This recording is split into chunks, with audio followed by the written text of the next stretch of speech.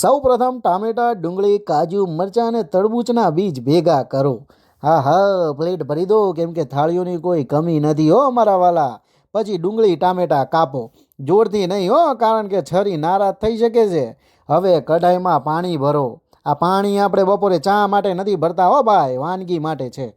અને આ બધી વસ્તુઓ બાફવા મૂકો. ઢાંકણ ઢાંકી દો, નહીં તો રસોઈ વણજોયા બાગીને ભાગી જશે. એ બફાઈ રહી હોય ત્યારે થોડું ફ્રી છો તો મિક્સર મશીન લઈને ડુંગળી ટામેટાની પેસ્ટ ઘસજો. અટક્યા નહીં હો. મીઠું, ચીલી ફ્લેક્સ, ઓરેગાનો, મરી પાવડર અને કોર્ન સ્ટાર્ચને ચોખ્ખા થાળીમાં મૂકો અને પનીરને બાઉલમાં ક્રશ કરો. પનીરમાં મીઠું, ચીલી ફ્લેક્સ, ઓરેગાનો, મરી પાવડર, ધાણા અને કોર્ન સ્ટાર્ચ નાખો. બાઉલમાં આ મસાલો નાખો અને એક મોટો ગોળો બનાવો. પછી એ ગોળાને નાના નાના એના દેડકા જેવડા ગોળામાં બનાવી લો.